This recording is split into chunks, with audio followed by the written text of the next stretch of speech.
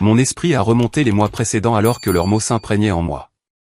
Bien que j'aie gardé cette même expression calme plaquée sur mon visage. La chaleur de la cheminée semblait d'une gaieté moqueuse face à la glace qui se formait dans ma poitrine. Les lumières de Noël scintillaient innocemment au-dessus de ma tête tandis que mon monde s'effondrait sous mes pieds. 6 mois plus tôt, tout avait semblé si différent. J'avais 29 ans quand grand-père Édouard est décédé, me laissant sa modeste maison de 2 chambres sur la rue Sagaro, juste à l'extérieur de Phoenix. Toute la famille considérait cela comme un geste gentil mais essentiellement sans valeur. Le quartier avait connu des décennies meilleures, avec des trottoirs fissurés et des clôtures en grillage dominant le paysage. La plupart des parents chuchotaient qu'Édouard m'avait probablement refilé ce fardeau parce que Diana était trop irresponsable pour gérer la propriété d'un bien immobilier. Ce qu'aucun d'entre eux ne comprenait, c'était le trésor caché à la vue de tous. Travailler comme promoteur immobilier commercial m'avait appris à reconnaître le potentiel bien avant que les autres ne voient une opportunité. Je connaissais les discussions préliminaires qui avaient lieu lors des réunions d'urbanisme de la ville. De grandes chaînes de vente au détail lorgnaient notre région pour un immense complexe commercial et la valeur des terrains montrait en flèche une fois les annonces rendues publiques. Le cadeau apparemment modeste de mon grand-père se trouvait directement sur le chemin du progrès. Ces après-midi d'été passés avec grand-père Édouard me semblaient précieux maintenant. Il s'asseyait sur le porche, m'enseignant les principes des affaires pendant que nous regardions la circulation passer. « Shaun », disait-il en ajustant ses lunettes de lecture. « L'immobilier, c'est une question de patience et de vision. La plupart des gens voient ce qui existe aujourd'hui. Les gens intelligents voient ce qui existera demain. » Il avait acheté cette propriété en 1973 pour $8 000, croyant que la région finirait par prospérer. Sa patience était enfin récompensée à travers moi. Diana avait toujours été la favorite de la famille malgré sa série de désastres financiers remontant à son adolescence.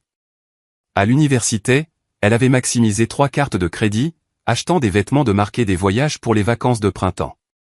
Après avoir obtenu son diplôme, elle avait convaincu nos parents d'investir $15 000 dans sa boutique en ligne de bijoux faits main. En 8 mois, l'entreprise s'est effondrée, emportant leur argent avec elle. Chaque crise apportait des larmes, des excuses et des promesses de changer. Chaque crise voyait aussi la famille se rallier à son secours. Pendant ce temps, j'étais étiqueté comme le responsable qui n'avait jamais besoin d'aide. Mes parents supposaient que mon revenu stable de la promotion immobilière signifiait que j'étais financièrement en sécurité au-delà de leurs préoccupations. Ils ne m'ont jamais interrogé sur mes difficultés avec les prêts étudiants ou les sacrifices nécessaires pour bâtir ma carrière. Le succès, ai-je appris, rend souvent les gens invisibles à la sympathie familiale. La maison contenait des souvenirs qui allaient bien au-delà de la valeur immobilière. Grand-père Édouard m'avait appris à faire une vidange dans l'allée, avait partagé des histoires sur la Seconde Guerre mondiale sur le porche arrière, et m'avait aidé à comprendre que la richesse venait de décisions intelligentes plutôt que de combines rapides. Quand il m'a laissé cette maison, il me transmettait plus que 4 murs et un toit. Il me confiait son héritage de planification patiente et réfléchie. Robert et Margaret avaient toujours encouragé les mauvais choix de Diana tout en s'attendant à ce que je gère les problèmes de manière indépendante. Quand elle a accidenté sa voiture en 2e année, ils lui en ont acheté une nouvelle. Quand elle a perdu sa caution sur 3 appartements différents en raison de dommages matériels, ils ont couvert les pertes sans poser de questions. Mes réussites étaient célébrées brièvement, puis oubliées. Les échecs de Diana devenaient des urgences familiales, nécessitant une intervention immédiate. Il y a 2 semaines, Diana m'avait appelé en sanglotant à 23h30. Sa voix tremblait alors qu'elle décrivait une dette de $35 000 envers des gens vraiment dangereux et me suppliait de l'aider. J'ai écouté ses larmes et ses promesses de changer, sentant l'attrait familier de la loyauté familiale. Mais quelque chose dans son histoire semblait répéter, comme si elle avait pratiqué cette conversation. Quand je lui ai dit qu'elle devait faire face aux conséquences de ses choix et trouver une solution par elle-même, les larmes se sont rapidement transformées en colère. « Tu es juste jaloux que maman et papa se soucient vraiment de moi », avait-elle crié au téléphone. « Tu penses que ta stupide maison te rend meilleur que tout le monde ? Eh bien, peut-être qu'un jour tu auras besoin d'aide et tu verras ce que ça fait d'être seul. » L'appel s'est terminé par son raccrochage, me laissant fixer mon téléphone dans l'obscurité de ma chambre. Maintenant, debout dans le salon de mon enfance, décoré de guirlandes et de lumières scintillantes, j'ai réalisé que cette conversation avait été plus qu'un plaidoyer désespéré. Diana avait testé ma volonté de la sauver une fois de plus. Mon refus avait déclenché quelque chose de vindicatif et de calculé. Cette surprise de Noël était sa vengeance, soigneusement orchestré pour m'humilier devant toute la famille élargie. Le pire, c'était de voir la satisfaction sur leur visage. Robert avait l'air fier de lui, comme s'il avait enfin enseigné à son fils arrogant une leçon importante sur la loyauté familiale. Diana rayonnait littéralement de triomphe, ayant trouvé un moyen de me faire payer mon refus de cautionner sa dernière crise. Jake se tenait à côté d'elle comme un prédateur qui avait réussi à manipuler sa proie dans le piège parfait. Mon téléphone a vibré dans ma poche. Un SMS de mon partenaire commercial, Thomas. Tout est prêt de notre côté. J'espère que ta famille appréciera sa surprise de Noël autant que tu vas apprécier la tienne. J'ai jeté un coup d'œil à l'horodatage. 19h45, un timing parfait. Mais en regardant autour de moi mes parents, tantes, oncles et cousins qui commençaient à se rassembler et à chuchoter, j'ai réalisé que cette trahison était plus profonde que je ne l'avais initialement compris. Il ne s'agissait pas seulement de la dette de Diana ou du sens mal avisé du devoir familial de Robert. Il s'agissait d'années de ressentiment, de favoritisme et d'incompréhension fondamentale de ce que signifiait vraiment la famille. L'odeur de cannelle et de pain emplissait l'air. Des parfums traditionnels qui auraient dû apporter du réconfort. Au lieu de cela, il semblait être une parodie de tout ce que Noël était censé représenter. Paix, amour, famille, unité, tout cela s'effondrait autour d'un sapin de Douglas chargé de cadeaux qui allait bientôt paraître dénué de sens. Diana s'est approchée, sa voix baissant jusqu'à un murmure destiné uniquement à moi. Tu as toujours cru que tu étais si malin, grand frère. Il s'avère que papa est plus malin, et maintenant tu vas apprendre ce que ça fait de tout perdre pendant que tout le monde regarde. Ses yeux brillaient d'une satisfaction malveillante qui m'a glacé plus que n'importe quel vent d'hiver. J'ai gardé mon sourire, sachant que dans environ 15 minutes, Diana découvrirait exactement ce que ça faisait de tout perdre pendant que tout le monde regardait. La différence, c'est qu'elle avait vraiment mérité sa destruction. Mes pensées se sont approfondies dans les mois récents tandis que je continuais de sourire à leur célébration, me souvenant de détails qui peignaient un tableau bien plus sombre que ce qu'aucun d'entre eux ne réalisait. Les gens dangereux de Diana n'étaient pas que des menaces métaphoriques ou un drame exagéré. Il y a 3 mois, j'avais été témoin de quelque chose qui aurait dû servir d'avertissement à tout le monde. Le Talking Stick Resort était devenu la 2e maison de Diana depuis le printemps. Elle a commencé à s'y rendre 2 fois par semaine, puis un jour sur 2, puis à vivre pratiquement aux tables de blackjack. Ce qui avait commencé comme un divertissement innocent avec des amis du travail a évolué en quelque chose de bien plus sinistre. Diana a découvert qu'elle avait un réel talent pour le comptage de cartes et ses gains initiaux ont nourri une dépendance qui allait finalement détruire bien plus que son compte en banque. Jake l'avait introduite dans ce monde. Bien qu'aucun de nous n'ait compris son rôle à l'époque, il était suave, charmant, et semblait toujours avoir de l'argent liquide malgré son travail à temps partiel chez un concessionnaire automobile. Jake portait des costumes chers, conduisait une BMW qui était clairement au-dessus de ses moyens légitimes, et parlait d'opportunités d'investissement avec l'assurance de quelqu'un qui n'avait jamais rien investi d'autre que l'argent des autres. Les parties de poker clandestines ont commencé en juillet. Jake a mis Diana en contact avec des parties privées organisées dans des maisons huppées de Scottsdale, où des retraités riches et des professionnels prospères jouaient pour des mises qui éclipsaient tout ce qui était offert dans les casinos réglementés. Diana pensait entrer dans un monde exclusif qui reconnaissait son intelligence et son talent. En réalité, elle était systématiquement manipulée par des prédateurs expérimentés qui reconnaissaient une proie facile. J'avais essayé de la prévenir en août quand j'ai vu ses nouveaux bijoux et ses sacs à main de créateur. Diana a prétendu qu'elle était dans une période de chance et qu'elle utilisait enfin son cerveau pour gagner de l'argent sérieusement. Quand j'ai insisté pour avoir des détails, elle est devenue sur la défensive et secrète. Jake intervenait avec des explications à consonance technique sur la variance et la valeur attendue qui étaient conçues pour mettre fin aux questions plutôt que de fournir de réelles informations. Margaret a appris l'existence de la dette il y a 3 semaines lorsque 2 hommes se sont présentés à l'immeuble de Diana, demandant aux voisins où elle se trouvait. Ils étaient polis mais insistants, laissant des cartes de visite avec seulement des numéros de téléphone et le message que Diana devait les contacter concernant des obligations impayées. Quand Diana a finalement appelé notre mère, sanglotante et terrifiée, l'instinct protecteur de Margaret a submergé toute évaluation logique de la situation. Le montant que Diana devait était stupéfiant. 35 000 $ à un réseau de prêteurs privés qui facilitait les jeux clandestins. Ce n'étaient pas les usuriers traditionnels des films, mais des hommes d'affaires bien habillés qui traitaient les dettes de jeu comme des portefeuilles d'investissement. Ils facturaient des taux d'intérêt raisonnables et offraient des conditions de paiement flexibles jusqu'à ce que ces conditions soient violées.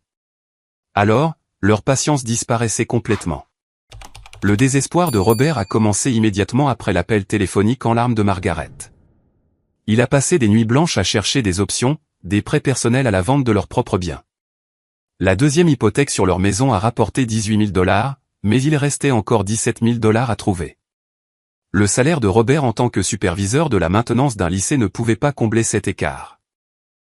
Même avec le revenu à temps partiel de Margaret du bureau de l'église, ma maison est devenue la solution évidente dans l'esprit de Robert, bien qu'il sût que je n'accepterais jamais volontairement.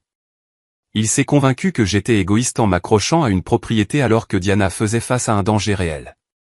À ses yeux, mon succès signifiait que je pouvais facilement remplacer ce que je perdais, tandis que la vie de Diana pouvait littéralement dépendre de son intervention. La manipulation de Jake a atteint son apogée lors des conversations familiales. Il décrivait les créanciers comme des gens d'affaires raisonnables qui voulaient simplement récupérer leur investissement. Il a assuré à tout le monde que $35 000 ferait tout disparaître et permettrait à Diana de prendre un nouveau départ. Ce qu'il n'a jamais mentionné, c'est sa propre dette de $20 000 envers le même réseau ou son plan d'utiliser les relations familiales de Diana pour régler ses propres obligations. La pression psychologique sur nos parents était incessante. Diana appelait en pleurant, parlant de cauchemars et de paranoïa, convaincue que des hommes dangereux la suivaient. Jake racontait des histoires sur d'autres personnes qui avaient subi de terribles conséquences pour ne pas avoir payé leurs dettes de jeu. Margaret a arrêté de dormir et Robert a commencé à faire des recherches sur les exigences légales pour vendre la propriété de quelqu'un d'autre. J'ai appris plus tard que Robert avait consulté Franklin & Associates, un cabinet d'avocats spécialisé dans les transactions immobilières d'urgence. L'avocat a expliqué que la vente d'une propriété sans le consentement explicite du propriétaire nécessitait des circonstances spécifiques et une documentation minutieuse. Robert a quitté cette réunion convaincu qu'il pouvait créer ces circonstances s'il synchronisait tout soigneusement. La réunion de famille a eu lieu mardi dernier alors que j'étais à Tucson pour finaliser des contrats pour un nouveau projet de développement. Robert a rassemblé tout le monde sauf moi, prétendant que j'étais trop occupé par le travail pour y assister. Diana a joué son rôle à la perfection, alternant entre les larmes et la gratitude en décrivant comment la vente de ma maison lui sauverait la vie. Jake a fourni un témoignage de soutien sur l'urgence et la légitimité de la dette. Margaret, que Dieu la bénisse, a posé la question évidente, et si Sean n'est pas d'accord? Robert s'était préparé à ce moment, expliquant que je gagnais assez d'argent pour acheter facilement une autre maison, alors que Diana faisait face à un danger physique immédiat. Il a dépeint mes objections potentielles comme égoïstes et à courte vue, la réponse de quelqu'un qui valorisait la propriété plus que la sécurité de la famille. Oncle Marcus et tante Hélène étaient présents à cette réunion, fournissant des témoins adultes du désespoir apparent de Diana. Ils sont partis convaincus que l'on demandait à Sean de faire un sacrifice raisonnable pour sauver la vie de sa sœur. Quand ils ont accepté d'assister à la fête de Noël de ce soir, ils s'attendaient à assister à mon acceptation gracieuse d'une situation déjà résolue. Cousin Bradley et sa femme Jessica ont reçu des explications similaires. Bien que Robert ait souligné différents aspects pour différents publics, pour Bradley, il s'agissait de loyauté familiale et de se serrer les coudes en temps de crise. Pour Jessica, il s'agissait de protéger une jeune femme contre des hommes dangereux qui la menaçaient physiquement.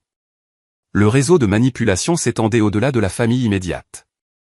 Diana avait partagé des versions soigneusement éditées de son histoire avec des amis du travail, des membres de l'église et des voisins. Dans chaque version, elle était la victime de circonstances indépendantes de sa volonté, et j'étais le frère riche qui avait besoin d'une légère pression pour faire ce qu'il fallait. Ce soir-là, des dizaines de personnes croyaient comprendre parfaitement la situation. Le casier judiciaire de Jake était quelque chose qu'aucun de nous n'a découvert que bien plus tard. Il avait orchestré des stratagèmes similaires dans le Nevada et en Californie, utilisant des relations amoureuses pour manipuler les familles afin qu'elles paient des dettes de jeu souvent gonflées ou entièrement fabriquées. Son mode opératoire consistait à identifier des femmes ayant des liens familiaux avec des biens immobiliers ou des économies, à encourager leurs activités de jeu, puis à créer des situations de crise nécessitant une intervention familiale. L'addiction de Diana a progressé exactement comme Jake l'avait prévu. Ses premiers gains étaient réels, conçus pour renforcer sa confiance et augmenter sa volonté de prendre de plus grands risques. Les jeux clandestins étaient soigneusement gérés pour s'assurer que les nouveaux venus talentueux comme Diana finiraient par perdre bien plus qu'ils ne pouvaient se le permettre. Les créanciers dangereux faisaient partie du même réseau, jouant leur rôle à la perfection quand venait le temps de collecter. L'aspect le plus déchirant était la croyance sincère de Diana qu'elle se protégeait, ainsi que sa famille, en suivant le plan de Jake. Elle s'était convaincue que ma maison était un petit prix à payer pour sa sécurité et que je comprendrais une fois qu'elle m'aurait tout expliqué correctement. Jake avait réussi à lui faire voir elle-même comme une victime qui méritait d'être sauvée plutôt que comme quelqu'un qui avait fait des choix destructeurs. Debout dans ce salon, regardant le sourire triomphant de Diana, j'ai réalisé qu'elle n'avait toujours aucune idée à quel point elle avait été utilisée. La manipulation de Jake était si profonde que Diana croyait sincèrement que cette trahison était justifiée et nécessaire. Elle se voyait comme l'héroïne de cette histoire, quelqu'un qui avait trouvé un moyen de résoudre ses problèmes sans accabler sa famille de paiements continus ou de risques. Mais demain matin, Diana découvrirait que ses problèmes étaient loin d'être résolus. L'argent que Robert pensait lui donner était aussi faux que tous les autres aspects de cette tromperie élaborée, et les véritables conséquences de ses choix étaient sur le point de s'abattre sur toutes les personnes impliquées. L'horloge de grand-père dans le coin a sonné 8 fois alors que je continuais d'absorber toute l'étendue de leur trahison orchestrée. Chaque carillon ressemblait à une autre révélation se mettant en place, peignant un tableau de tromperie qui allait bien plus loin que le simple désespoir ou une loyauté familiale mal avisée. Depuis 2 semaines, Robert utilisait sa clé de rechange de ma maison sous le prétexte de la montrer à un acheteur sérieux. J'avais fait entièrement confiance à mon père lorsqu'il m'avait appelé pour m'expliquer qu'un certain Thomas était intéressé par l'achat d'une propriété dans le quartier et voulait visiter plusieurs maisons pendant que j'étais au travail. Robert m'avait assuré que l'acheteur était préqualifié et réellement motivé, cherchant juste la bonne opportunité. Ce que je n'avais pas dit à Robert, c'est que Thomas était en réalité mon partenaire commercial, Thomas Miller, utilisant un faux nom à ma demande spécifique. J'avais demandé à Thomas de se faire passer pour un acheteur potentiel pour m'aider à comprendre ce que ma famille pouvait bien manigancer. Chaque visite avait été soigneusement documentée, Thomas enregistrant les commentaires de Robert et prenant des notes détaillées sur la tromperie au fur et à mesure qu'elle se déroulait. Le scandale de la signature falsifiée était plus élaboré que je ne l'avais initialement pensé. Robert avait obtenu des exemples de documents au bureau du greffier du comté, étudiant mon style de signature pendant des semaines avant de tenter de la reproduire. Il s'était entraîné sur des dizaines de feuilles de papier, s'améliorant progressivement à imiter mon écriture. Les documents préliminaires qu'il avait soumis prétendaient que je voyageais beaucoup pour le travail et que j'avais donné une autorisation verbale pour la vente. L'implication de Margaret dans la conspiration était peut-être l'aspect le plus douloureux à accepter. Ma mère avait toujours été la boussole morale de notre famille, la personne qui insistait sur l'honnêteté et l'intégrité en toutes circonstances. Apprendre qu'elle était non seulement au courant du plan de Robert, mais qu'elle le soutenait activement, a brisé quelque chose de fondamental dans ma compréhension de qui elle était. La réunion de famille de la semaine dernière avait été encore plus calculée que je ne l'avais d'abord compris. Robert avait préparé une présentation détaillée avec des documents imprimés montrant la dette de Diana, des témoignages sur la légitimité des créanciers et des projections financières prouvant que je pouvais me permettre de remplacer facilement la maison. Il avait recherché des propriétés comparables dans de meilleurs quartiers, arguant que perdre ma maison me forcerait en fait à améliorer ma situation de vie. Le rôle de Diana dans cette réunion était particulièrement manipulateur. Elle avait apporté des photos des dommages causés à sa voiture, affirmant que des créanciers l'avaient vandalisée en guise d'avertissement. Elle avait montré des SMS menaçant de conséquences croissantes si le paiement n'était pas reçu avant le jour de Noël. Jake avait soutenu son témoignage avec ses propres preuves, y compris des cartes de visite des créanciers et des documents sur les conditions de la dette. Oncle Marcus et tante Hélène ont quitté cette réunion complètement convaincus qu'ils aidaient à prévenir une tragédie familiale. Marcus a offert de contribuer $5 000 de ses économies de retraite, tandis qu'Hélène s'est portée volontaire pour héberger Diana dans leur chambre d'amis si elle avait besoin de se faire discrète après le règlement de la dette. Leur compassion sincère était instrumentalisée contre leur propre neveu. Cousin Bradley a adopté une approche plus pratique, proposant de m'aider à trouver un nouvel endroit où vivre et offrant sa camionnette pour le jour du déménagement. Sa femme Jessica a fait des recherches sur des complexes d'appartements près de mon bureau, préparant une liste de recommandations pour des propriétés qui seraient disponibles en janvier. Ils ont consacré leur propre temps et leur énergie à se préparer à m'aider à faire face à des conséquences qu'ils croyaient inévitables et justifiées. Le réseau familial élargi a bourdonné d'activités toute la semaine. Appels téléphoniques, SMS et conversations privées ont tous renforcé le récit selon lequel Sean devait prendre ses responsabilités et sauver Diana d'une situation dangereuse.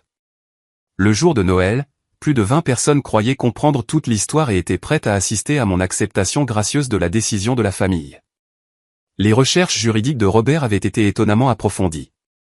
Il avait découvert que la loi de l'État de l'Arizona autorisait les ventes de biens immobiliers d'urgence dans des circonstances spécifiques impliquant des membres de la famille en danger. Les exigences en matière de documentation étaient complexes mais gérables si quelqu'un était prêt à commettre une fraude.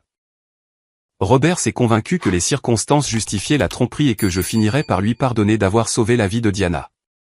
L'acheteur au comptant, Thomas, avait établi une trace écrite convaincante au cours du mois dernier. Des relevés bancaires montrant des fonds suffisants, des lettres de préapprobation de sociétés de prêts hypothécaires et des références de transactions immobilières antérieures, tout cela soutenait sa crédibilité. Robert n'a jamais soupçonné que chaque document était soigneusement fabriqué par mon véritable partenaire commercial, qui se trouvait être un avocat agréé spécialisé en droit immobilier. La virée shopping de Diana avait commencé hier matin, quelques heures avant la fête de Noël en famille. Elle a utilisé l'avance de l'acheteur pour acheter des cadeaux coûteux pour tout le monde sauf moi, estimant que je ne méritais pas de cadeaux après avoir été forcé de l'aider. Elle a acheté une nouvelle montre à Robert, un ensemble de bijoux à Margaret, et des vêtements de marque pour elle-même. Les sacs de courses empilés dans sa chambre représentaient des milliers de dollars qu'elle croyait désormais avoir à sa disposition. La célébration de Jake était encore plus prématurée. Il avait déjà contacté ses propres créanciers, promettant un paiement intégral avant le 26 décembre et négociant des délais prolongés sur la base des ressources familiales de Diana. Jake a passé l'après-midi d'hier chez un concessionnaire de voitures de luxe, versant un acompte sur une BMW plus récente avec l'argent qu'il s'attendait à recevoir de l'aubaine familiale de Diana. Les faux documents de clôture étaient des chefs-d'œuvre de tromperie. Thomas avait préparé des contrats indiquant un prix de vente de 38 000 $ à Thomas, avec des rapports d'inspection, des recherches de titres et des déclarations de clôture. Robert a étudié ces documents pendant des heures, convaincu d'avoir réussi à naviguer dans des exigences légales complexes tout en protégeant Diana d'un danger réel. L'aspect le plus cruel était le timing. Robert a choisi le jour de Noël spécifiquement parce qu'il savait que je serais émotionnellement vulnérable et entouré de membres de la famille qui soutenaient la décision. Il croyait que la pression publique et le sentimentalisme des fêtes l'emporteraient sur toutes les objections que je pourrais soulever. Le cadre de Noël était conçu pour faire paraître ma colère potentielle égoïste et inappropriée. Les membres de la famille élargie avaient été soigneusement briefés sur leur rôle dans la révélation de ce soir. Tante Hélène a préparé des mots réconfortants sur le sacrifice familial tandis qu'oncle Marcus a répété des explications sur les raisons pour lesquelles cette décision avait un sens financier. Cousin Bradley a répété des offres pour m'aider à m'adapter à ma nouvelle situation. Chacun avait un script conçu pour gérer ma réaction émotionnelle attendue. La date limite des créanciers était réelle, mais pas de la manière que l'on pensait. Les dettes de jeu de Jake étaient en effet dues avant le 26 décembre, mais la part de l'obligation de Diana était considérablement plus petite que ce qui était prétendu. Jake avait gonflé les chiffres et créé une urgence fictive pour manipuler le calendrier. Les hommes dangereux étaient principalement des produits de l'imagination de Jake, conçus pour terroriser Diana et sa famille et les pousser à une action désespérée. Derrière mon sourire, j'étais en fait impressionné par la sophistication de leur tromperie. Robert avait fait preuve de compétences en recherche et d'une attention aux détails que je ne lui connaissais pas. Les talents d'actrice de Diana étaient vraiment impressionnants, en particulier sa capacité à pleurer sur commande et à maintenir des mensonges cohérents au fil de multiples conversations. La manipulation de Jake était criminelle mais indéniablement habile. L'ironie, c'est que pendant qu'ils orchestraient cette trahison élaborée, la valeur de ma propriété venait d'augmenter de façon spectaculaire. Hier après-midi, la commission d'urbanisme de la ville avait approuvé les plans préliminaires du complexe commercial, et ma modeste maison valait maintenant plus de 400 000 $. Le projet de développement sur lequel j'avais travaillé pendant 18 mois devenait enfin une réalité. L'appel téléphonique de Thomas hier soir m'avait apporté la nouvelle que j'espérais entendre depuis plus d'1 an. Shaun, c'est officiel. Le centre commercial Pinacle est approuvé et ta propriété est le point zéro du magasin principal. On parle d'une augmentation de valeur de plus de 1000%. Ton grand-père serait fier. Mais personne dans cette pièce ne comprenait ce qu'ils avaient réellement essayé de vendre. Ils célébraient le vol de ce qu'ils croyaient être une modeste maison dans un quartier en déclin, complètement inconscients qu'ils avaient tenté de voler une propriété valant plus que ce que la plupart des gens gagnent en une décennie. En regardant les visages suffisants qui m'entouraient, j'ai réalisé que ce moment serait la dernière fois que l'un d'entre eux se sentirait supérieur à moi. Dans environ 10 minutes, leur monde allait s'effondrer si complètement qu'ils passeraient des mois à essayer de comprendre ce qui venait de se passer. Diana s'est approchée, sa voix dégoulinant d'une fausse sympathie. Ne t'inquiète pas, grand frère. Peut-être que cela t'apprendra à faire passer la famille en premier. Et qui sait, peut-être que tu nous remercieras même un jour quand tu réaliseras que nous t'avons rendu service. J'ai continué à sourire, sachant que Diana était sur le point d'apprendre la différence entre la loyauté familiale et la destruction familiale, et qu'elle allait l'apprendre devant tout ce qu'elle avait manipulé pour soutenir sa trahison. La confiance de Diana a atteint son apogée alors qu'elle commençait à prononcer ce qu'elle croyait clairement être le coup de grâce pour mon ego soi-disant fragile. Elle s'est positionnée directement en face de moi, les mains sur les hanches, avec Jake flanquant son côté droit comme un garde du corps. Robert s'est déplacé à sa gauche, créant un triangle d'accusateurs, tandis que le reste de la famille se rassemblait derrière eux en un demi-cercle de victoire anticipée. « Laisse-moi t'expliquer quelque chose, Shaun », commença Diana, sa voix portant le ton condescendant de quelqu'un qui croyait détenir tout le pouvoir. « Cette petite maison dont tu es si fier, celle que tu as héritée de grand-père Édouard. Nous avons fait nos recherches, et elle vaut peut-être 40 000 $ un bon jour. Le quartier s'effondre. La fondation a des fissures. Et le toit a besoin d'être remplacé d'ici 2 ans. » Jake hocha la tête avec enthousiasme, s'avançant pour soutenir le récit de Diana. « Je suis dans l'immobilier depuis des années, ment-il sans embâche. Et cette propriété est ce que nous appelons un gouffre financier. Shaun ici aurait probablement dû faire face à 20 000 $ de réparation juste pour la rendre habitable. Nous lui avons en fait rendu service en trouvant un acheteur prêt à payer 38 000 $ pour ce taudis. » Robert s'éclaircit la gorge, se préparant à livrer son propre discours de justification. « Fils, je sais que cela semble dur, mais Diana faisait face à un réel danger. Ces gens ne plaisantent pas quand il s'agit de recouvrer des dettes.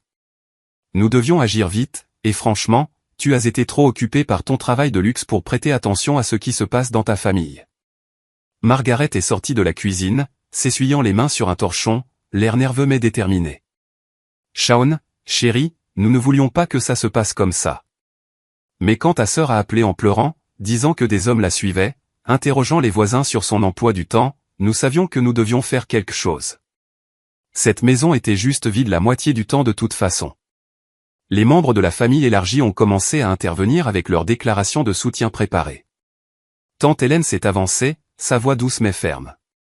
Parfois, la famille signifie faire des sacrifices, mon cher. Ton grand-père aurait voulu que tu aides Diana dans son moment de besoin. La propriété peut être remplacée, mais la famille est éternelle. Oncle Marcus hocha la tête gravement. J'ai proposé de contribuer avec mes propres économies, Shaun, mais ce n'était pas suffisant. Ta maison était le seul atout assez précieux pour résoudre ce problème complètement. Diana aurait pu être gravement blessée si nous n'avions pas agi rapidement. Cousin Bradley s'est joint au cœur, son ton pratique et raisonnable. Écoute, tu gagnes bien ta vie dans l'immobilier. Tu peux acheter une autre maison, probablement une meilleure, d'ici 1 an ou 2. Diana n'a pas ce genre d'option ou d'opportunité. Il s'agissait de protéger quelqu'un qui ne pouvait pas se protéger elle-même. Jessica, la femme de Bradley, a ajouté sa perspective avec une répétition évidente. Nous avons cherché de jolis appartements près de ton bureau, Shaun. Des immeubles modernes avec des systèmes de sécurité et des commodités que cette vieille maison n'a jamais eues. Peut-être que ce changement améliorera en fait ta qualité de vie. Le sourire de Diana s'est élargi alors qu'elle regardait le soutien familial se construire autour de sa position. Tu vois, grand frère, tout le monde comprend ce qu'est la vraie loyauté familiale. Tout le monde sauf toi. Apparemment, tu as été tellement concentré sur ta carrière et ta précieuse propriété que tu as oublié les gens qui comptent vraiment. Jake a décidé d'intensifier l'attaque, sa voix prenant un ton plus agressif. Honnêtement, Shaun, ton attitude envers Diana a été assez égoïste dernièrement. Quand elle t'a appelé à l'aide, tu lui as en gros dit de se débrouiller toute seule. Quel genre de frère fait ça? Quel genre d'homme abandonne sa sœur quand elle fait face à un danger réel? Les accusations ont continué à prendre de l'ampleur alors que d'autres parents se sont joints à la mêlée. Cousine Rachel a exprimé sa déception face à mon manque de compassion. Tante Suzanne s'est demandé si grand-père Édouard serait fier de mon comportement égoïste. Oncle David a suggéré que peut-être perdre la maison m'apprendrait des leçons importantes sur le fait de faire passer la famille en premier. Robert a sorti un dossier contenant les faux documents de clôture, les étalant sur la table basse avec une importance cérémonielle. Tout est légal et définitif, Shaun. Thomas est à payer comptant, 38 000 $, que nous avons déjà utilisé pour régler complètement la dette de Diana. Les papiers sont déposés au comté, et le nouveau propriétaire prend possession le 1er janvier. Diana a pris l'un des documents, l'agitant triomphalement. Regardez ça, tout le monde. des documents de vente officiels avec la signature de Shaun autorisant la transaction. Papa a été assez malin pour obtenir des conseils juridiques et suivre toutes les procédures appropriées. Ce n'est pas une combine familiale. C'est une affaire légitime. Jake s'est penché plus près, sa voix baissant jusqu'à ce qu'il pensait probablement être un murmure menaçant. Et avant que tu ne commences à penser à créer des problèmes, Shaun, souviens-toi que les créanciers de Diana attendent leur paiement demain. Si quoi que ce soit arrive pour perturber ce paiement, ils vont être très mécontents. Et les créanciers mécontents s'en prennent parfois à des familles entières. La manipulation atteignait son paroxysme alors que Diana se préparait à livrer ce qu'elle croyait être le coup final. La vérité, Shaun, c'est que tu n'as jamais mérité cette maison de toute façon. Grand-père Edward te l'a laissé parce qu'il avait pitié de toi, pas parce que tu l'avais mérité. Tu as toujours été le gamin bizarre qui passait trop de temps à lire au lieu de se faire des amis. Maintenant, tu vas apprendre ce que c'est que de recommencer à zéro. Margaret a eu un léger hoquet face à la cruauté de Diana, mais elle n'est pas intervenue. Robert a froncé les sourcils, mais est resté silencieux, apparemment prêt à tolérer la méchanceté de Diana si elle servait leur objectif plus large. Les membres de la famille élargie se sont agités inconfortablement, commençant à sentir que le triomphe de Diana prenait un ton inutilement cruel. Mais Diana n'avait pas terminé. Elle s'était clairement préparée à ce moment depuis des semaines, et elle avait l'intention de savourer chaque seconde de ma supposée humiliation.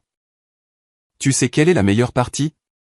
Demain matin, quand tu passeras devant et que tu verras un panneau vendu dans le jardin, tu comprendras enfin qu'être intelligent ne te rend pas spécial. Que avoir un bon travail ne te rend pas meilleur que nous autres. Que parfois, les gens que tu crois inférieurs sont en fait ceux qui détiennent tout le pouvoir. Jake a applaudi le discours de Diana, ses applaudissements lents et moqueurs. Magnifique, bébé. Absolument magnifique. Shaun ici pensait qu'il était si malin, assis dans sa petite maison à faire ses affaires immobilières, regardant tout le monde de haut. Il s'avère qu'il est juste un autre gars qui a tout perdu parce qu'il a oublié d'où il venait. La pièce est tombée dans le silence alors que Diana et Jake se délectaient de ce qu'ils croyaient être une victoire complète. Robert a étudié mon visage, s'attendant clairement à une sorte de dépression émotionnelle ou d'explosion de colère. Margaret a tordu nerveusement son torchon, commençant peut-être à regretter la cruauté de la présentation de Diana. Les membres de la famille élargie semblaient mal à l'aise avec le ton vindicatif que la révélation avait pris. Et à travers tout cela, je n'ai cessé de sourire. « Avez-vous terminé ?» ai-je demandé calmement, ma voix ne portant aucune de la dévastation qu'il s'attendait à entendre. La confiance de Diana a légèrement vacillé. « Qu'est-ce que tu veux dire, terminé ? Nous venons de te dire que tu as perdu ta maison. Ce n'est pas une conversation, Shaun. C'est nous qui t'informons de ce qui s'est déjà passé. Je comprends ce que vous pensez qu'il s'est passé, ai-je répondu, mon sourire s'élargissant. Je me demande juste si vous avez complètement fini de l'expliquer parce que j'ai quelque chose que j'aimerais partager avec tout le monde. Jake s'est approché, essayant clairement de m'intimider. Qu'est-ce que tu pourrais bien avoir à partager? Tu viens de tout perdre, mec. La chose intelligente à faire serait de l'accepter avec grâce et de trouver comment avancer dans ta vie. J'ai regardé le cercle de visages, observant leur mélange de suffisance, de nervosité et d'attente. Vous voulez savoir ce qui est drôle dans tout ça? Rien dans tout ça n'est drôle, a dit fermement Robert. Il s'agit de responsabilité familiale et de faire ce qui est nécessaire pour protéger les gens que nous aimons. Oh, mais si, c'est drôle, ai-je continué, ma voix restant parfaitement calme. C'est drôle parce que vous célébrez tous la vente d'une maison qui n'a jamais été légalement la mienne pour commencer. La pièce est devenue silencieuse comme la mort. L'expression triomphante de Diana a commencé à se fissurer sur les bords. Le sourire arrogant de Jake a visiblement vacillé. La posture confiante de Robert s'est raidie alors que la confusion remplaçait la certitude. « De quoi tu parles ?» a exigé Diana, mais sa voix avait perdu une partie de son venin précédent. J'ai mis la main dans la poche de ma veste et j'ai sorti mon téléphone. « Vous voulez savoir ce qui est vraiment drôle ? La maison que vous avez vendue est en fait détenue dans une fiducie irrévocable que grand-père Edward a créée avant de mourir. Je suis le bénéficiaire, mais je ne suis pas le propriétaire légal avant d'avoir 35 ans. » Le silence s'est prolongé alors que les implications commençaient à s'imposer. Le visage de Margaret est devenu pâle. La bouche de Robert s'est ouverte et fermée sans émettre de son. Diana avait l'air d'avoir été giflée. Ce qui signifie, ai-je poursuivi d'un ton conversationnel, que tout ce que vous venez de faire était complètement illégal. Robert a falsifié des signatures sur des documents pour une propriété qu'il n'avait absolument aucune autorité de vendre. Diana a dépensé de l'argent qui n'existe pas, et Jake ici a orchestré une escroquerie qui va probablement intéresser des gens très sérieux. Juste à ce moment-là, la sonnette a retenti. Le carillon de la sonnette a traversé le silence stupéfait comme une lame, et je pouvais voir la confusion se répandre sur leur visage alors que la réalité commençait à fissurer leur façade de confiance. Le sourire triomphant de Diana avait complètement disparu, remplacé par le genre d'incertitude blême qui vient quand quelqu'un réalise qu'il a commis une erreur catastrophique. Ce doit être Thomas, ai-je annoncé joyeusement, me dirigeant vers la porte d'entrée. Mon véritable partenaire commercial, que vous connaissez sous le nom de Thomas, est l'acheteur qui vient d'acheter ma maison. Bien que je pense que vous trouverez son vrai nom assez intéressant. J'ai ouvert la porte pour révéler Thomas Miller, mon partenaire chez Miller & Associates Real Estate Development. Il portait une mallette et arborait le genre de sourire professionnel que les avocats utilisent lorsqu'ils sont sur le point de livrer des nouvelles dévastatrices. Derrière lui se tenaient deux autres hommes en costume d'affaires, tous deux porteurs de documents juridiques. « Bonsoir, Shawn », a dit Thomas assez fort pour que tout le monde dans le salon entende clairement. « J'ai apporté les contrats et la documentation que vous avez demandé. Je pense que votre famille les trouvera assez instructifs. » La voix de Diana est sortie comme à peine un murmure. « Qui est-ce ? Permettez-moi de faire les présentations appropriées, ai-je dit, faisant signe à Thomas d'entrer. Tout le monde, voici Thomas Miller, mon partenaire commercial et avocat. Thomas, voici ma famille. Les personnes qui viennent de tenter de vendre une propriété qu'elles ne possèdent pas à un acheteur qui n'existe pas. Thomas a posé sa mallette sur la table basse, écartant les faux documents de clôture de Robert. Bonsoir, tout le monde. Je travaille avec Shawn depuis un mois pour documenter ce qui semble être un montage frauduleux élaboré. Je dois dire que le niveau de détail de votre tromperie a été assez impressionnant. Le visage de Robert était devenu d'une nuance alarmante de rouge. De quoi parlez-vous ? Nous vous avons vendu la maison, Thomas. Vous avez payé 38 000 $ en espèces. Thomas a ri, pas méchamment, mais avec l'amusement professionnel de quelqu'un qui a l'habitude de traiter avec des criminels confus. Je crains qu'il n'y ait eu un malentendu, monsieur. Mon nom est Thomas Miller, pas. Je n'ai jamais rien acheté de vous, et l'argent que vous croyez avoir reçu faisait partie d'un processus de documentation élaboré conçu pour enregistrer vos activités criminelles. L'un des hommes que Thomas avait amené a ouvert sa mallette et a commencé à disposer des documents. Ce sont des copies de tous les enregistrements, photographies et documents que nous avons recueillis au cours des 2 dernières semaines. Chaque conversation, chaque signature falsifiée, chaque fausse déclaration a été soigneusement conservée. Les jambes de Margaret ont flanché et elle s'est effondrée sur la chaise la plus proche. Des enregistrements ? Vous nous avez enregistrés ? L'Arizona est un État où le consentement d'une seule partie est requis, a expliqué patiemment Thomas. Shawn était légalement autorisé à enregistrer toute conversation à laquelle il participait et à documenter toute activité criminelle dirigée contre sa propriété. Nous avons tout, des premières demandes de renseignements de Robert sur la vente de la maison de quelqu'un d'autre aux confessions détaillées de Diana sur les dettes de jeu. Jake, qui était de plus en plus silencieux, a soudainement explosé. C'est n'importe quoi.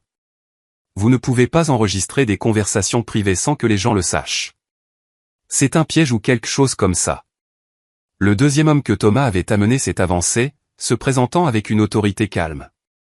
Détective Rodriguez, police de Phoenix, unité des crimes financiers. En fait, monsieur, tout ce qui est documenté ici est complètement légal. Ce qui n'est pas légal, c'est de tenter de vendre une propriété au moyen de documents falsifiés, ce qui constitue de multiples accusations de crime. La pièce a éclaté dans le chaos. Diana a commencé à pleurer, mais ce n'étaient pas les larmes manipulatrices qu'elle avait utilisées pendant des semaines. C'étaient les sanglots paniqués de quelqu'un qui réalise que son monde s'effondre. Jake a commencé à reculer vers la sortie la plus proche, ses instincts de survie l'emportant enfin sur son arrogance. Robert s'est assis lourdement, fixant les documents juridiques étalés sur sa table basse. « Attendez, attendez, attendez », balbutia Diana à travers ses larmes. « Ça ne peut pas arriver, papa. Tu as dit que c'était légal. Tu as dit que tu avais vérifié avec des avocats et que tout était en règle. » Thomas a ouvert un autre dossier, révélant une documentation supplémentaire. « Votre père a bien consulté des avocats, mais il a menti sur les circonstances et son autorité légale. Franklin & Associates ont fourni des conseils sur les ventes de biens immobiliers d'urgence, mais ils avaient l'impression que Robert avait une procuration ou une tutelle sur son fils, ce qui n'était pas vrai. Le détective Rodriguez a commencé à expliquer la situation juridique avec une efficacité routinière. Tenter de vendre une propriété sans autorisation légale constitue une fraude au premier degré. Falsifier des signatures sur des documents juridiques constitue un vol d'identité et une fraude documentaire.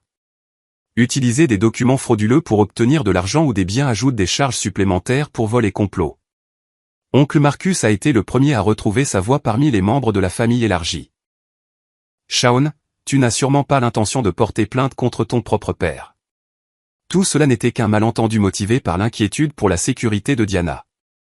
En fait, ai-je répondu, ma voix toujours calme, mais portant une nouvelle fermeté. Les préoccupations de sécurité étaient en grande partie fictives.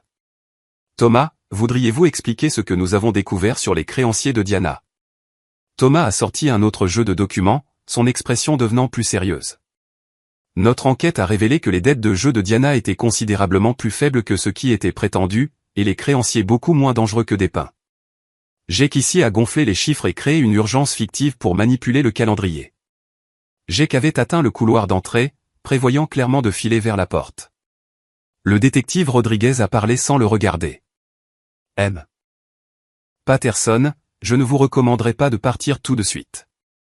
Nous avons quelques questions sur vos activités dans le Nevada et en Californie, où des stratagèmes de fraude similaires ont été signalés impliquant des toxicomanes au jeu et leurs familles. Jake s'est figé sur place, son visage passant par plusieurs émotions avant de se fixer sur la résignation blême de quelqu'un dont le passé criminel l'avait enfin rattrapé. Je ne sais pas de quoi vous parlez, vraiment. Le détective Rodriguez a consulté ses notes. Parce que nous avons été en contact avec la police de Las Vegas au sujet de la famille Henderson et le bureau du shérif du comté de Sacramento au sujet de la famille Williams. Les deux cas impliquent de jeunes femmes ayant des problèmes de jeu, dont les familles ont été manipulées pour payer des dettes gonflées par le biais de fraudes immobilières. Les sanglots de Diana se sont intensifiés alors que l'ampleur de sa manipulation devenait claire. Jake, de quoi parle-t-il? Tu as dit que tu essayais de m'aider. Tu as dit que les créanciers étaient réels et dangereux. Le sang-froid de Jake s'est complètement effondré. Bébé, écoute. Ce n'est pas ce que tu crois.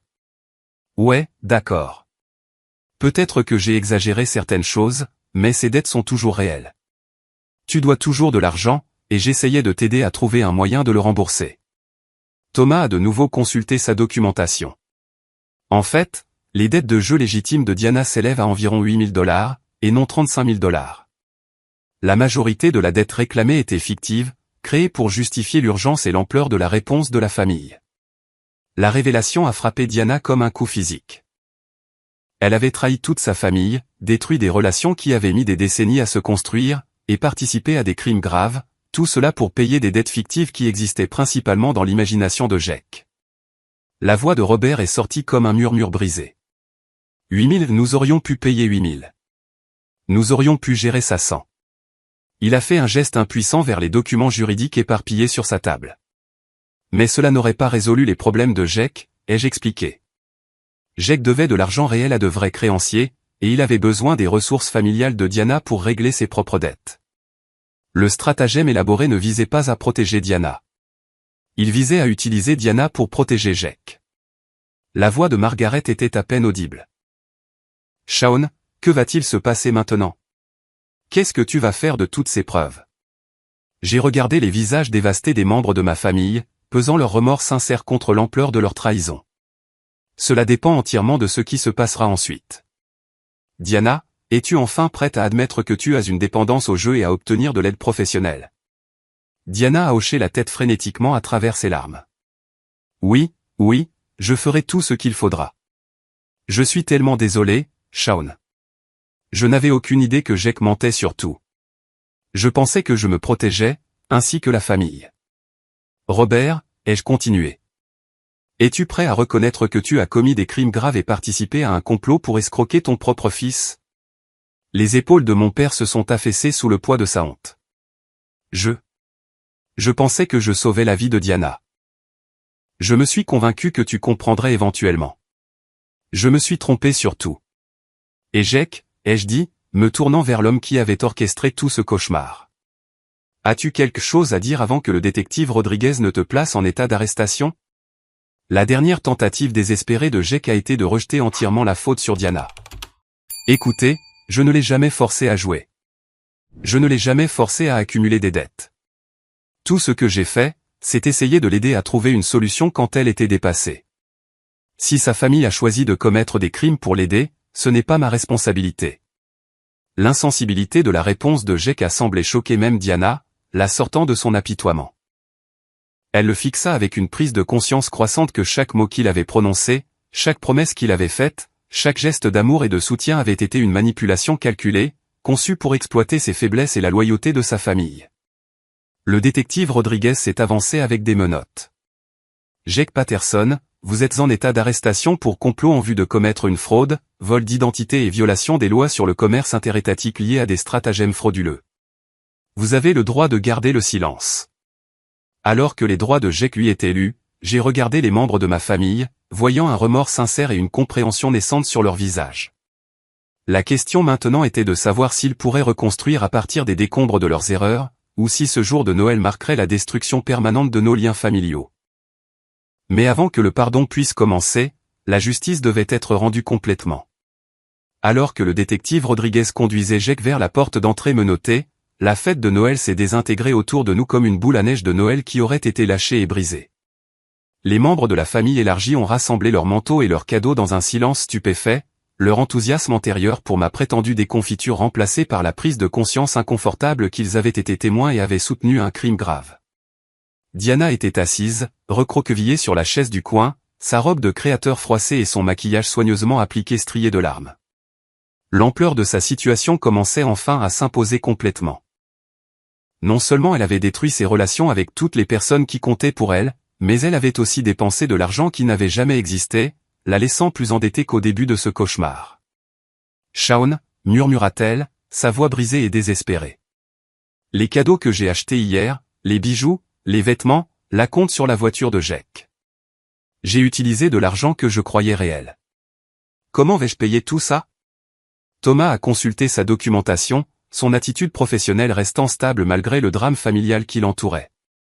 Les cartes de crédit que vous avez utilisées annuleront ces frais une fois la fraude signalée, mais les commerçants pourraient engager des poursuites pour recouvrer la marchandise que vous ne pouvez pas retourner. Votre situation financière est en fait pire maintenant qu'il y a 2 semaines.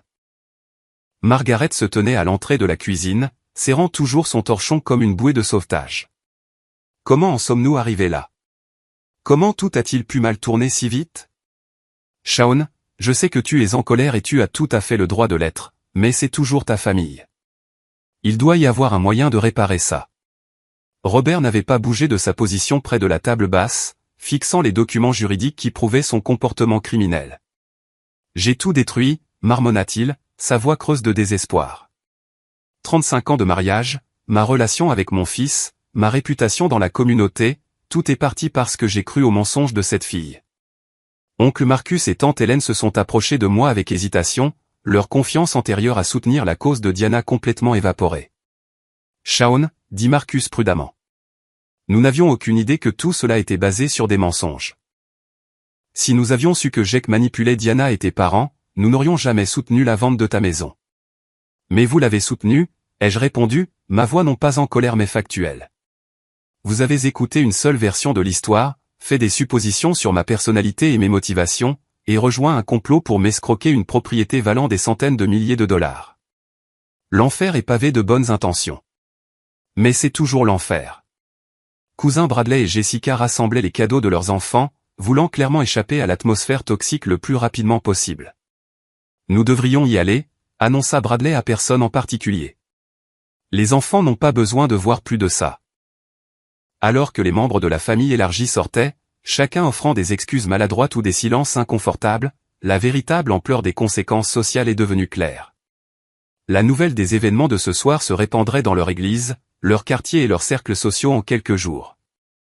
La réputation de Robert en tant qu'homme décent et travailleur serait remplacée par des chuchotements sur la fraude et la trahison familiale. Le détective Rodriguez est revenu après avoir sécurisé Jake et sa voiture de patrouille, sortant un carnet pour commencer à documenter les déclarations des membres restants de la famille. Je dois informer tout le monde ici de la situation juridique à laquelle vous êtes confronté. Robert, votre tentative de fraude immobilière et de falsification de documents constitue de multiples accusations de crime. Diana, votre participation au complot et votre utilisation de fonds frauduleux créent une exposition juridique supplémentaire. Les pleurs de Diana se sont intensifiés alors que les implications criminelles devenaient claires. Qu'est-ce que ça veut dire? Est-ce que je vais aller en prison? Je ne savais pas que l'argent n'était pas réel. Je pensais que papa avait réellement vendu la maison de Shaun légalement. L'ignorance de la loi n'est pas une défense complète, a expliqué le détective Rodriguez. Mais votre niveau de connaissance et d'intention sera pris en compte si des accusations sont déposées. Cependant, les procureurs voudront une coopération concernant les autres victimes de Jake en échange de toute clémence. Thomas a ouvert un autre dossier, révélant une documentation supplémentaire qui a fait pâlir les visages de tout le monde. Il y a un autre problème que nous devons aborder. La propriété que vous avez tenté de vendre vaut maintenant environ 400 000 $ en raison du développement du centre commercial Pinacle qui a été approuvé hier. Le silence qui a suivi était assourdissant. La tentative de vol de Robert n'était pas celle d'une modeste maison valant 38 000 $, mais d'une propriété valant plus que ce que la plupart des gens gagnent en une décennie. L'ampleur de leur crime intentionnel venait d'augmenter de plus de 10 fois ce que quiconque avait imaginé. 400 000 $, murmura Margaret, son visage devenant complètement blanc. Shaun, cette maison vaut 400 000 $. En fait, elle vaut probablement plus que ça une fois que la construction commencera, ai-je répondu calmement. Grand-père Édouard était au courant des possibilités de développement quand il m'a laissé la propriété. Il a passé des années à faire des recherches sur les documents d'urbanisme de la ville et à assister à des réunions publiques. Cette maison n'était pas seulement un cadeau sentimental. C'était mon héritage et mon avenir financier. Diana a émis un son étranglé qui était à la fois un sanglot et un hoquet. Gilles nous. Tu as presque perdu un demi-million de dollars à cause de moi. À cause des mensonges que Jake m'a racontés sur une dette qui n'était même pas réelle. Le poids de sa destruction devenait enfin clair. Diana n'avait pas seulement trahi son frère pour de l'argent. Elle avait failli détruire tout son avenir financier sur la base de peurs manipulées et d'une urgence fabriquée. L'ampleur de son erreur dépassait de loin les relations familiales pour atteindre une dévastation financière qui change la vie. Robert se leva lentement, ses mouvements ceux d'un homme qui avait vieilli de plusieurs années au cours de la dernière heure. Shaun, je sais que désolé n'est pas suffisant. Je sais que je ne peux pas défaire ce que j'ai fait ou reprendre ce que j'ai failli te coûter. Mais j'ai besoin que tu comprennes que je croyais sincèrement que je sauvais la vie de Diana. Je comprends tes motivations, papa, ai-je répondu, ma voix portant de la tristesse plutôt que de la colère. Mais la motivation ne change pas les conséquences. Tu as fait des recherches sur la façon de falsifier ma signature. Tu as étudié les procédures légales pour vendre la propriété de quelqu'un d'autre. Tu as manipulé les membres de la famille élargie pour qu'ils soutiennent une fraude.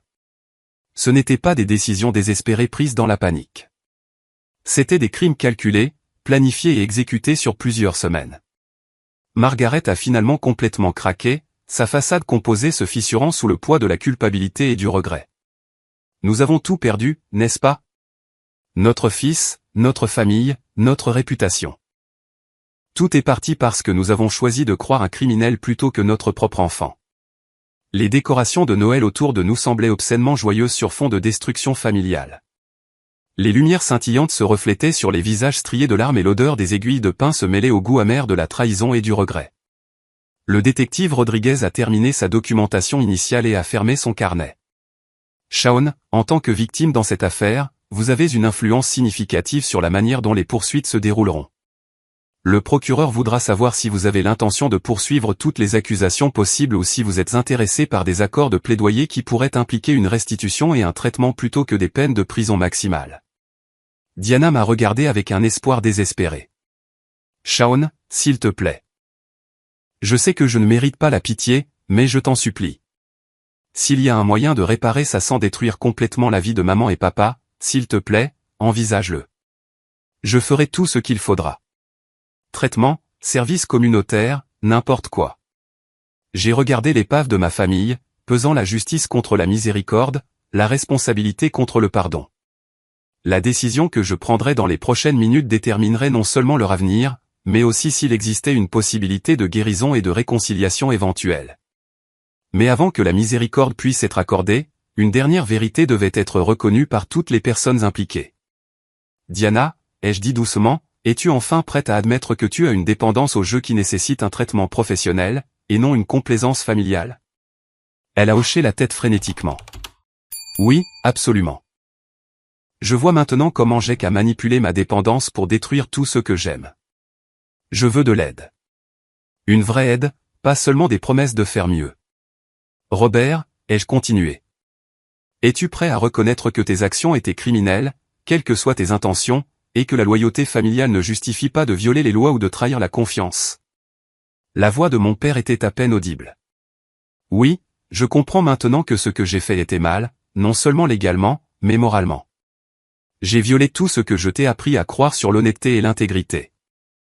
Et Margaret, ai-je dit, me tournant vers ma mère, acceptes-tu que le fait de cautionner le comportement destructeur de Diana et de participer à des crimes contre moi représente un échec fondamental de tes responsabilités en tant que parent et en tant que personne?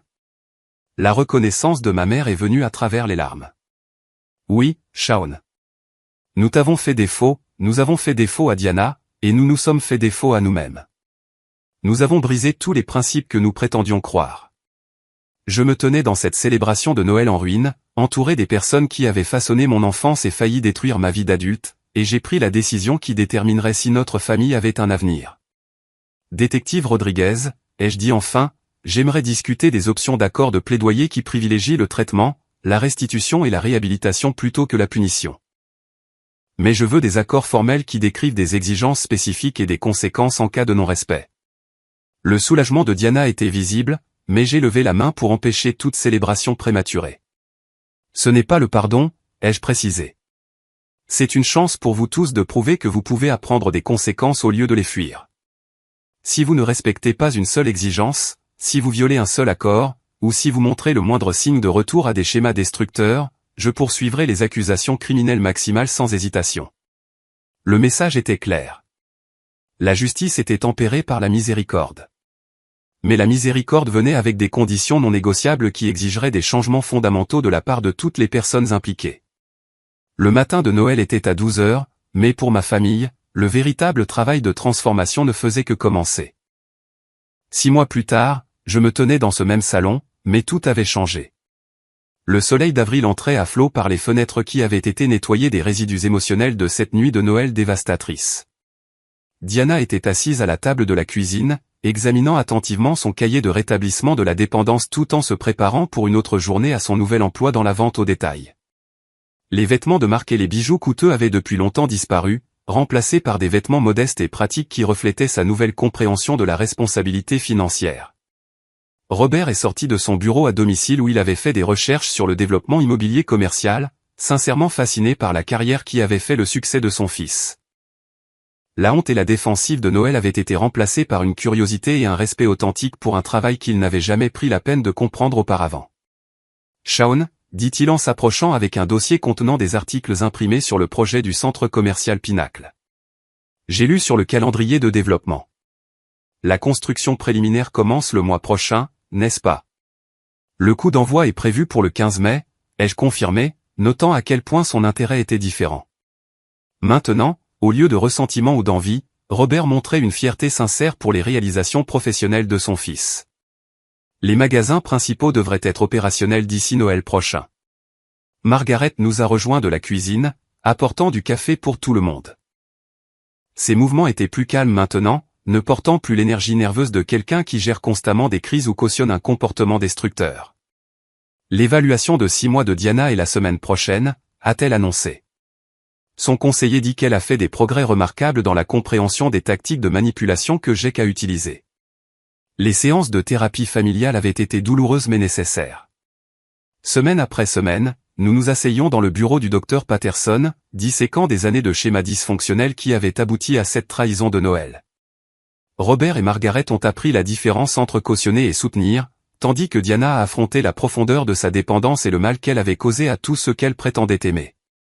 L'arrestation de Jake avait conduit à des révélations qui allaient bien au-delà de l'expérience de notre famille. L'enquête du détective Rodriguez a découvert un réseau de crimes similaires s'étendant sur 3 États, Jake utilisant des relations amoureuses pour manipuler les familles afin qu'elles paient des dettes de jeu par le biais de fraude.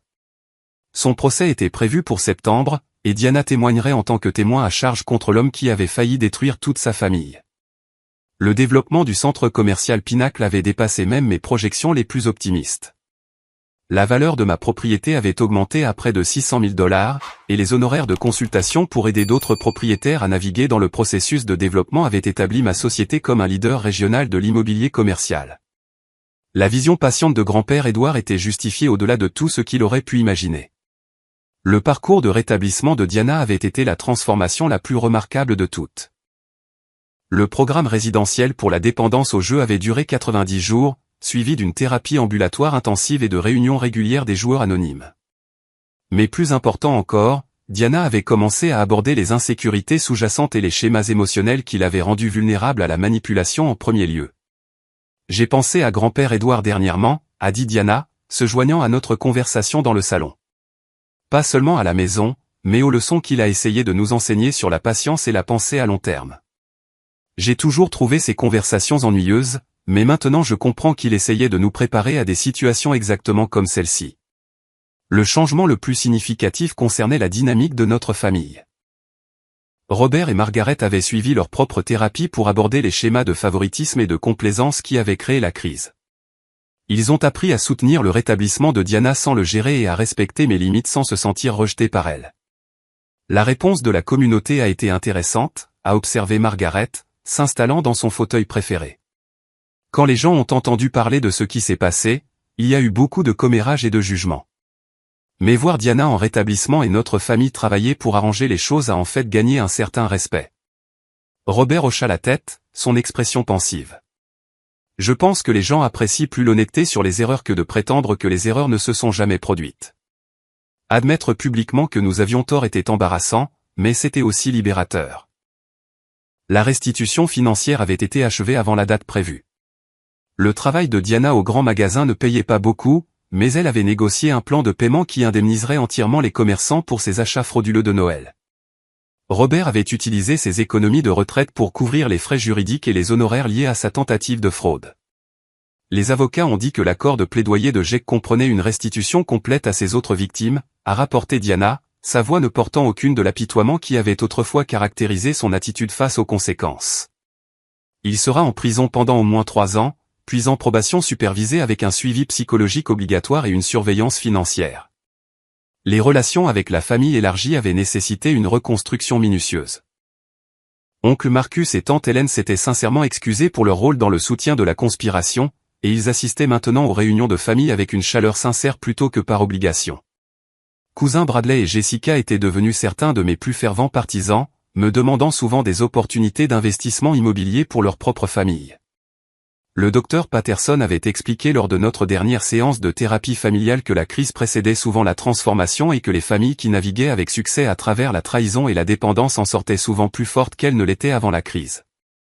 Notre expérience semblait valider sa théorie. Noël prochain sera différent, a annoncé Robert, sa voix portant une détermination tranquille. Pas parce que nous prétendrons que cela ne s'est jamais produit, mais parce que nous nous souviendrons de ce qui compte vraiment dans une célébration familiale. En fait, ai-je répondu en souriant à cette possibilité. Je pensais organiser le dîner de Noël dans la nouvelle maison que je construis sur le site de développement. La propriété de grand-père Édouard va devenir une belle maison familiale qui honore sa mémoire tout en embrassant notre avenir. Les yeux de Diana se sont illuminés d'une véritable excitation. Pourrions-nous inviter le docteur Patterson et le détective Rodriguez?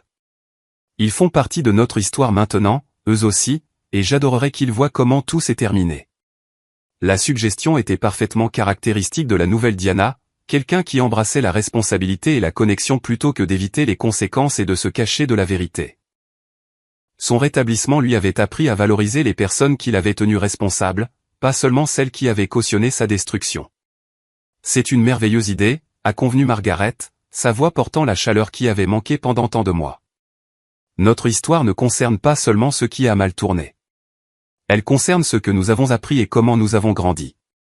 Alors que l'après-midi s'estompait en soirée, j'ai réfléchi au parcours qui nous avait amenés à ce point. La trahison de cette nuit de Noël avait brisé les illusions de notre famille sur elle-même, forçant tout le monde à affronter des vérités laides sur le favoritisme, la complaisance et la manipulation qui s'étaient accumulées pendant des années. Mais la destruction avait créé un espace pour la reconstruction basée sur l'honnêteté plutôt que sur le dysfonctionnement. Le rétablissement de Diana ne concernait pas seulement la dépendance au jeu. Il s'agissait d'apprendre à faire face à la réalité au lieu de s'échapper dans la fantaisie. La croissance de Robert et Margaret ne consistait pas seulement à éviter de futurs crimes. Il s'agissait de comprendre comment l'amour sans limite devient destruction plutôt que soutien. La leçon la plus profonde est venue de la sagesse posthume de grand-père Édouard. Son investissement patient dans la propriété et les principes avait créé des opportunités qui allaient bien au-delà du gain financier. La maison qu'il m'a laissée n'était pas seulement un bien immobilier de valeur. C'était une fondation pour construire un héritage familial basé sur l'intégrité plutôt que sur la manipulation. J'ai appris cette nuit-là que protéger quelqu'un des conséquences n'est pas de l'amour, c'est cautionner la destruction, ai-je dit, partageant mes pensées avec ma famille alors que nous nous préparions à terminer notre soirée ensemble. La vraie famille soutient la croissance par la responsabilité, pas en couvrant les erreurs. La chose la plus précieuse que j'ai héritée de grand-père Édouard n'était pas cette maison. C'était sa sagesse que l'amour sans limite détruit à la fois le donneur et le receveur. Diana hocha la tête pensivement.